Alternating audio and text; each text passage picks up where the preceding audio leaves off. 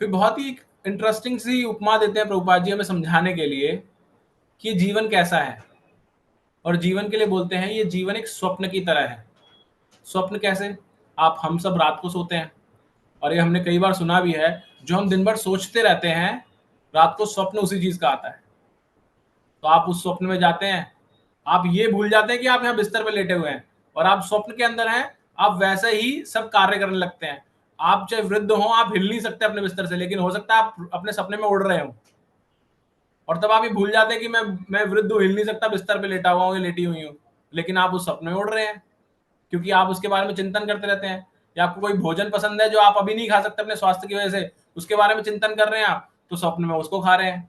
तो आप actual identity को अपनी भूल जाते हैं कि मैं यहाँ पे तो लेट के सो रहा हूँ या सो रही हूँ, लेकिन हम उसको जीने लगते हैं। और ये कुछ क्षणों का ही होता है, जैसे ही सुबह होती है हम वापस से उठ जाते हैं, और वो रात को जो स्वप्न में देखा था वो सब भूल जाते हैं, और सुबह उठ के वापस अगला दिन शुरू कर देते हैं, और अगले दिन रात को फिर से स्वप्न में जाते हैं।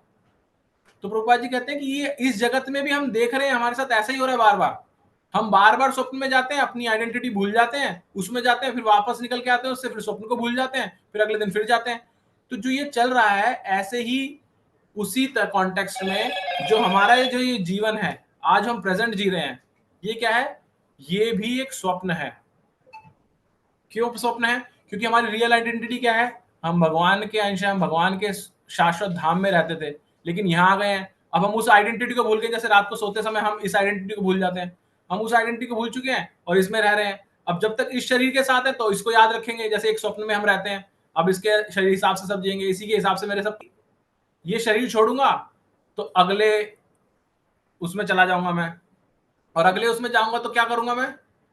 वापस से ये भूल जाऊंगा और फिर उसको जीने लगूंगा। वहां पर उस योनि, जो अगर मैं पक्षी बना, तो जो पक्षी के बच्चे हैं वो मेरे बच्चे हो गए सारे, वो मेरी पत्नी भी होगी उस योनि के अंदर। और फिर अगर उससे अगली योनि के अंदर मैं एक सुअर बन गया, तो वहां पे सब मेरे बन जाएंगे संबंधी। तो हो क्या रहा है? मैं जिस योनि में जा रहा हूं, स्वप्न की भांति उससे रिलेटेड सब चीजें मेरी हो जाती हैं, और बाकी जो पुराना था वो सब मैं भूल जाता हूं।